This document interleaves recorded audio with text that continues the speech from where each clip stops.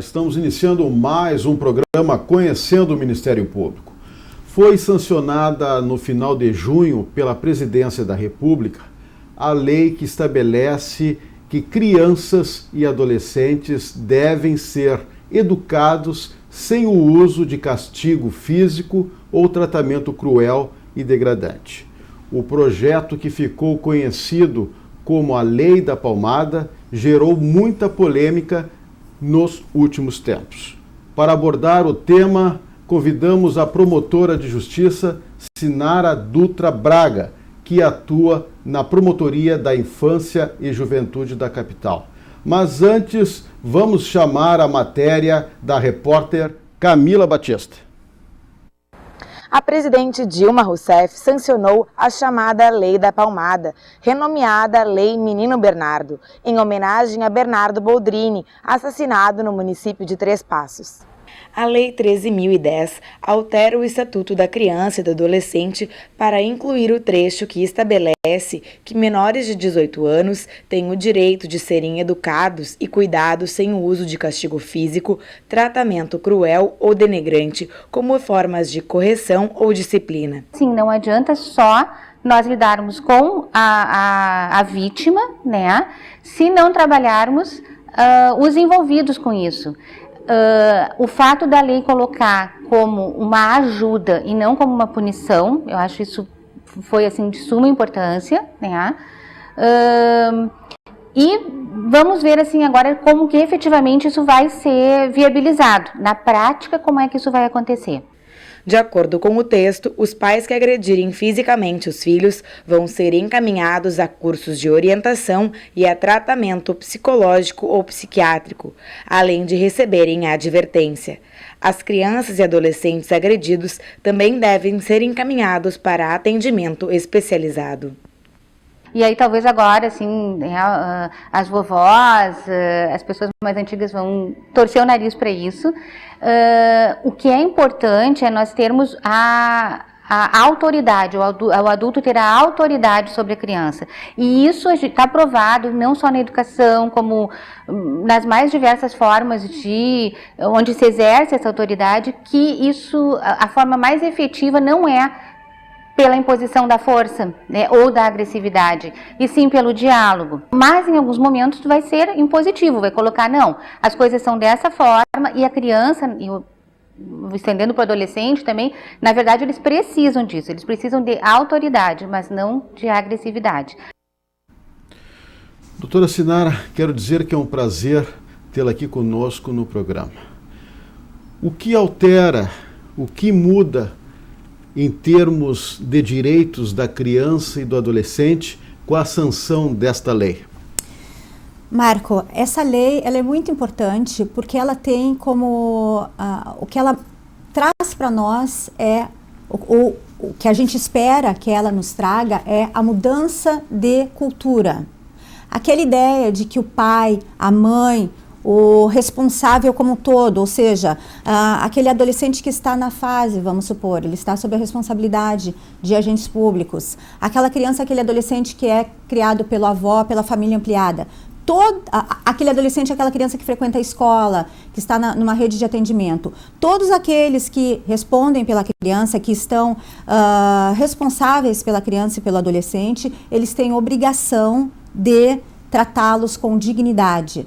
O que significa educar sim, maltratar, impor violência física, violência psicológica, a título de educar, de alguma forma, humilhar, ridicularizar, ameaçar, causar dor, castigar, causar lesão, isto não pode. Nós temos que educar com diálogo, conforme bem colocou a psicóloga, colocar limites, com outras formas que não impliquem em violência física ou psicológica à nossa criança e adolescente. Então, como tu tinhas colocado, o que mudou?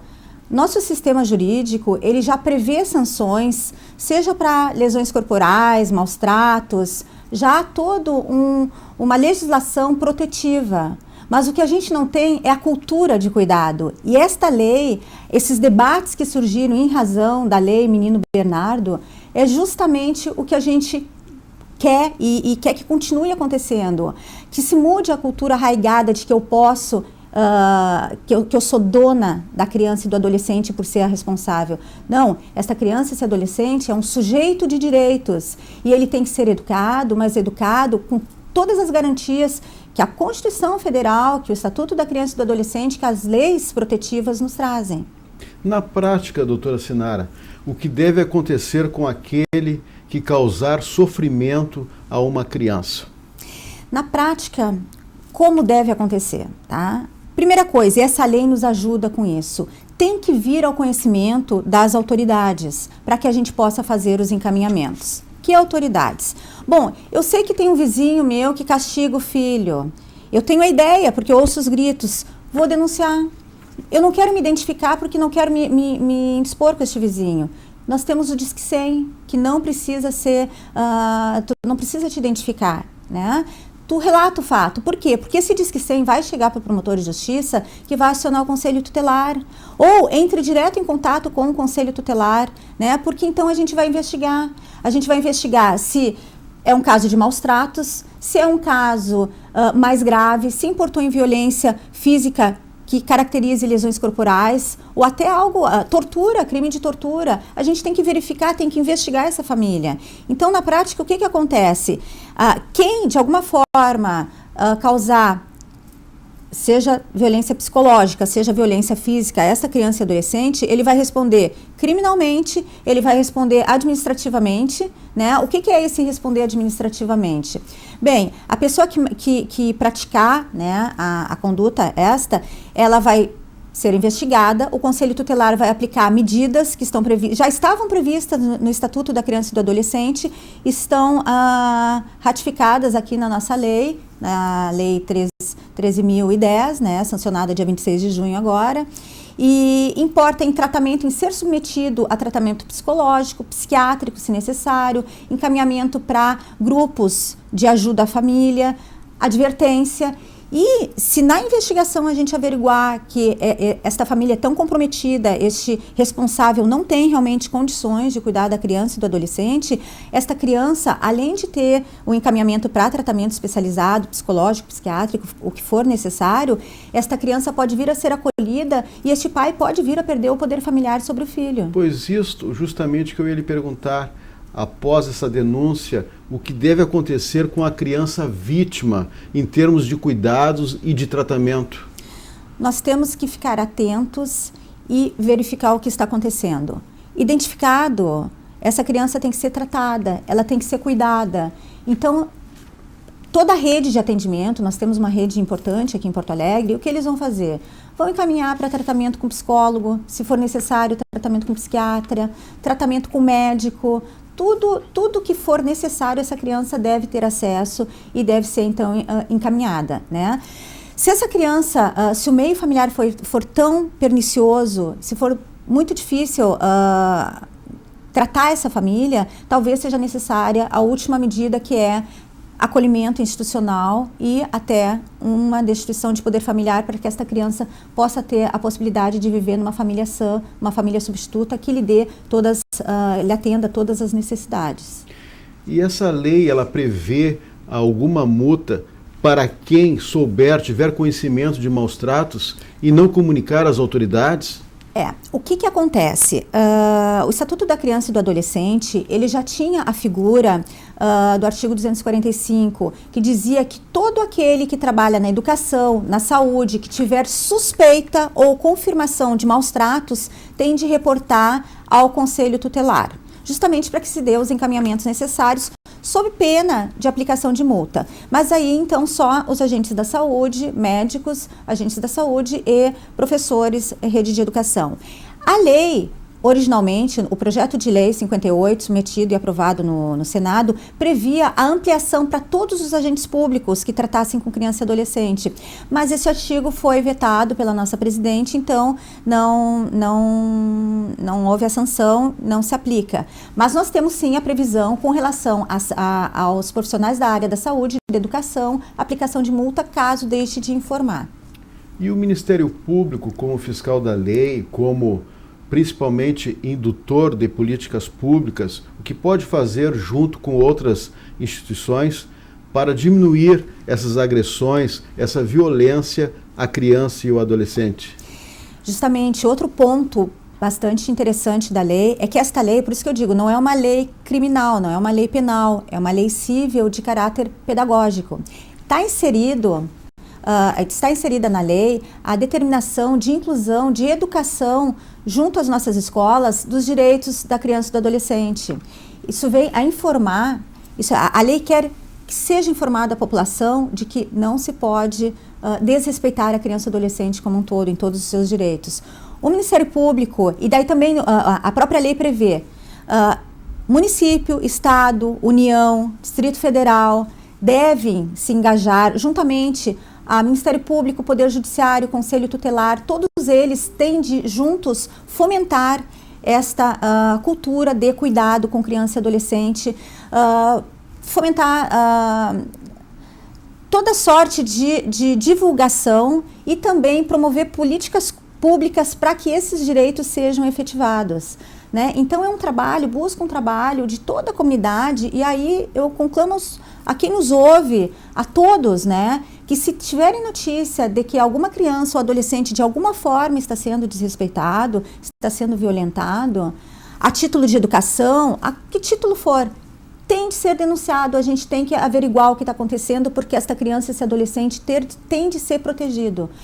O Ministério Público, ele tem que fiscalizar, ele tem que divulgar, ele tem que apurar, né? E este é o trabalho que a gente se propõe e que a gente chama, então, a todos que nos ajudem para que ele seja efetivo.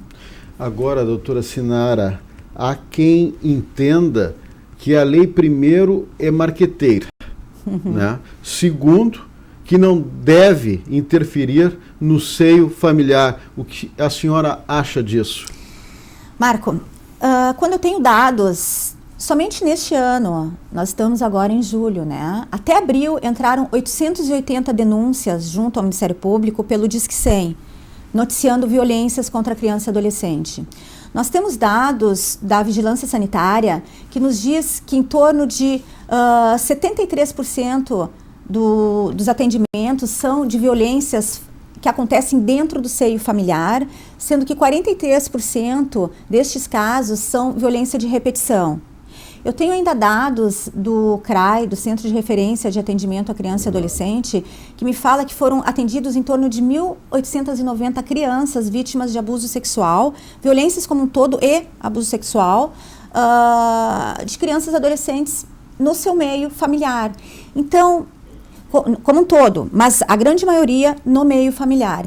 Então, eu penso que esta lei vem ajudar que a gente coíba que isto aconteça. Então, dizer que a lei é marqueteira, acredito que não. Eu acho que é uma lei que vem modificar a cultura, modificar a educação, que busca esclarecer a população que nós temos que sim interferir, nós temos que relatar. Torno a dizer, não há necessidade de se identificar se teme por isso. Ligue o Disque 100, denuncie, a gente vai averiguar. Saiu uma matéria na Zero Hora do Santana dizendo que ele foi vítima de violência dentro da casa dele e que ele era espancado. Então a nossa preocupação não é a palmada sim, porque a palmada esconde o espancamento, esconde o abuso sexual, sabe? Então, no momento que é denunciado, a gente vai investigar e essa criança vai ser protegida. É o que a gente quer a proteção da criança e do adolescente. Torna a dizer, sujeitos de direito. Muitas vezes eles não têm voz. Nós temos de ser a voz dessas crianças. A gente tem que efetivar os cuidados de todo esse pessoal que precisa da gente e que precisa desse olhar cuidadoso de todos. O promotor, o conselheiro tutelar, o juiz, ele não está em todos os lugares, mas a gente escuta o que acontece na casa do vizinho muitas vezes. Vamos colaborar, vamos efetivar, né? Vamos fazer que os direitos realmente sejam cumpridos, que essas crianças sejam protegidas.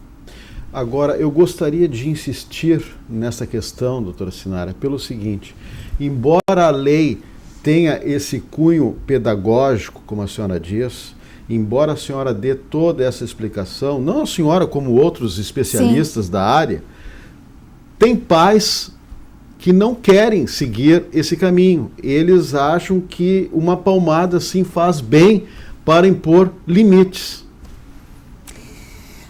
criança precisa de limite, o adolescente precisa de limite e a nossa obrigação como cuidador é impor limite. Mas eu tenho que impor esse limite com respeito, com amor, com a consciência de que eu sou maior e mais forte. Porque quando o educador está com raiva, quando ele chega no seu limite, que ele vai dar a palmada, ele não vai dar uma palmadinha. E não se trata de uma palmadinha, se trata de uma agressão. Existem estudos que dizem das consequências daquela criança e adolescente que foi educado com agressão física, com agressão psicológica. A autoestima desse indivíduo é muito prejudicada. Então, tem consequências na vida adulta. E é como eu digo, os dados que vêm da Vigilância Sanitária, do CRAI, do Disque 100, que a gente vê dentro do fórum, são de crianças que sofrem muito a título de serem educados. Então, nós temos lá o artigo 136 do Código Penal que fala em maus tratos, né? Já está bem anterior, né, do Código Penal.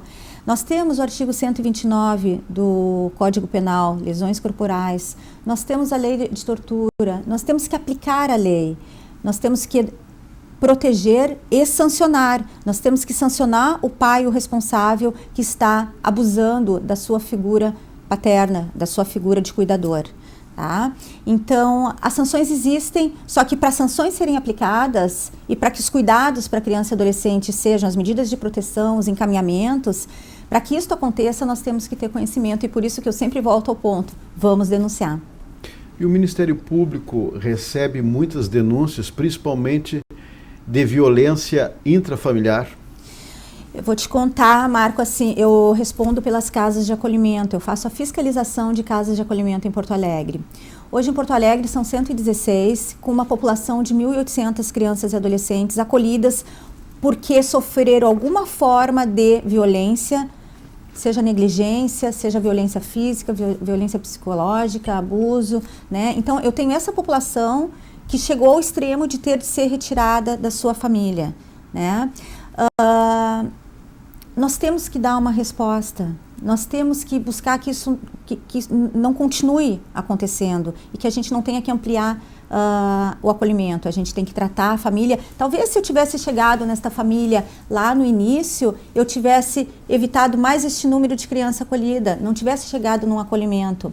Então, o que eu quero dizer, o dado que eu te trouxe, 880 crianças pelo Disque 100 agora, de janeiro a abril, só chegou ao nosso conhecimento. Isso é o que chega e o que não chega ao nosso conhecimento, né? Então, tem muitos casos relatados. E é como eu te falei, para chegar em 1.800 crianças acolhidas, nós temos todo um universo que está sendo tratado dentro de casa de crianças e adolescentes que estão sendo vítimas e que a gente quer evitar, né? Até porque a violência de repetição, a criança que hoje é vítima, amanhã é abusador. Tem mais este dado, né? Que infelizmente é o que a gente vê no dia a dia dentro do fórum.